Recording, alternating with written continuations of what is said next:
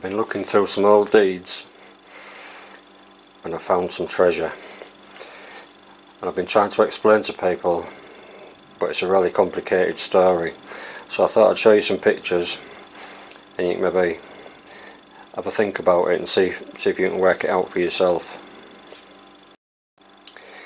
In 1756 and 1757, the Earl of Loudon, or Lord Loudon, also known as John Campbell, was the Commander-in-Chief of the British forces in America. General Gabriel Christie served under him, and they bought large areas of land in Canada and America from the French nobles who were returning to France after they were beaten by the British. So they bought some of these areas separately, but some of them in joint partnership. When somebody sells you an estate in fee simple, they've sold you everything. So the French nobles, they also owned big parts of France in the French Empire, so they sold everything they had without realising it.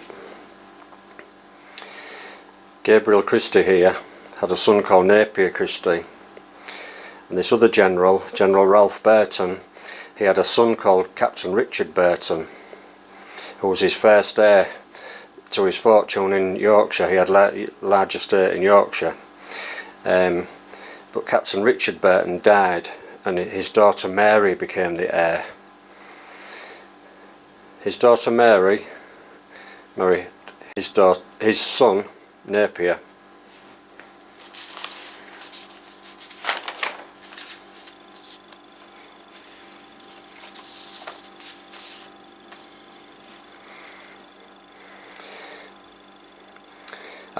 So Mary became the heir, and George III granted his royal licence and authority for Napier Christie to take on the name Burton.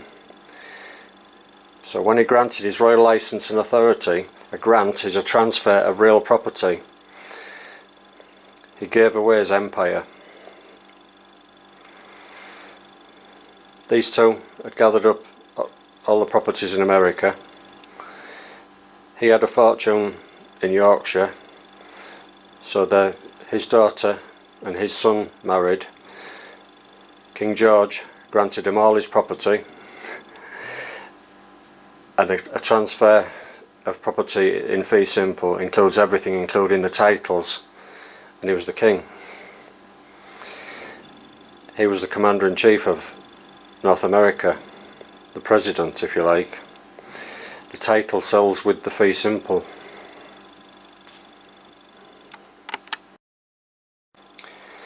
King George III was Prince Elector of the Holy Roman Empire,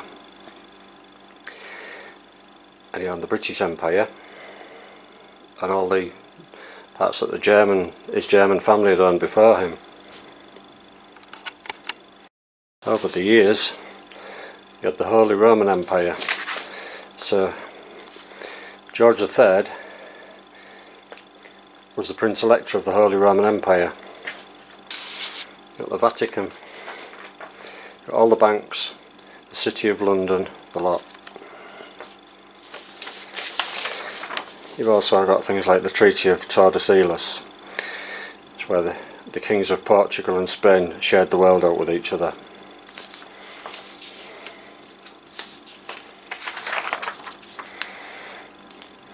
The British Empire, all the pink bits.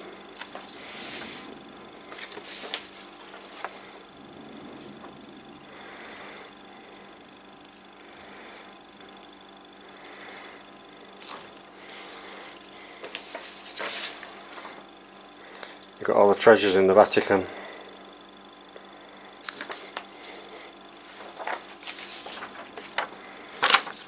Got the City of London, where all the banks are and the money, and all the media.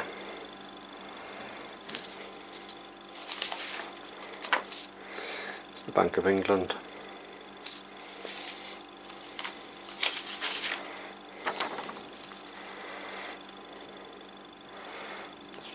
Rothschilds.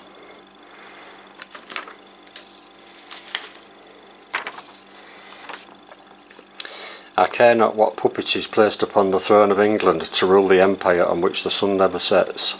The man who controls Britain's money supply controls the British Empire, and I control the British money supply. Nathan Rothschild.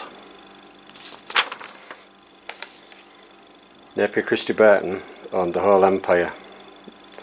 It was transferred to the Hayworths, and this is the old Hayworth Hall, about half a mile north of my house. It was last owned by Sir Francis Fitzgerald Hayworth Booth. He was a Knight Commander of St Michael and St George.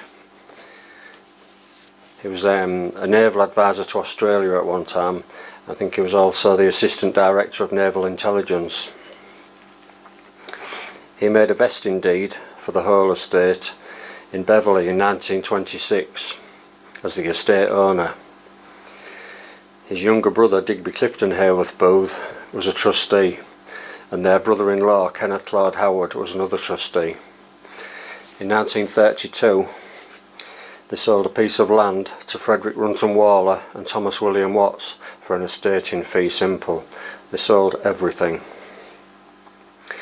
In 1933 Waller and Watts sold a piece of land to Walter Garbett and George William Garbett for an estate in fee simple again.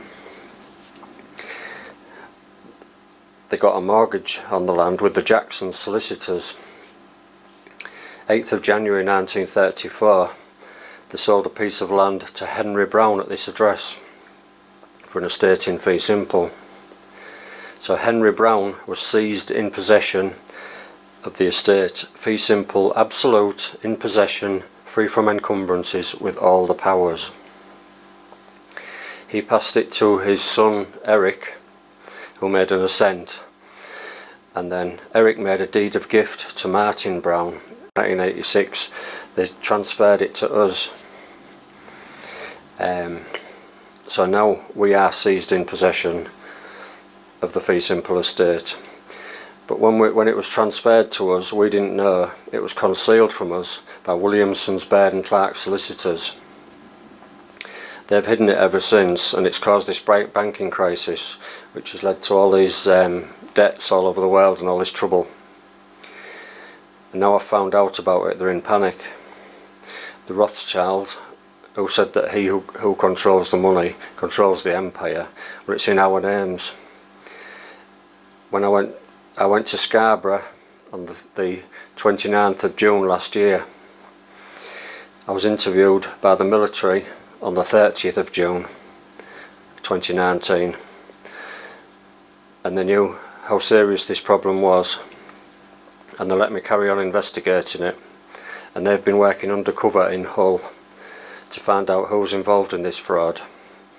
It's all the Freemasons, Zionist Freemasons in Hull, and they thought it was just property in Hull. Hull had incorporated everything into one deed in the 1800s. There was the Ellerman Wilson line shipping. I think it was one of the biggest shipping lines in the world. Hull always had a lot of docks, the fishing industry and everything. The railway, it incorporated the railways and the docks together, the banks, the shipping,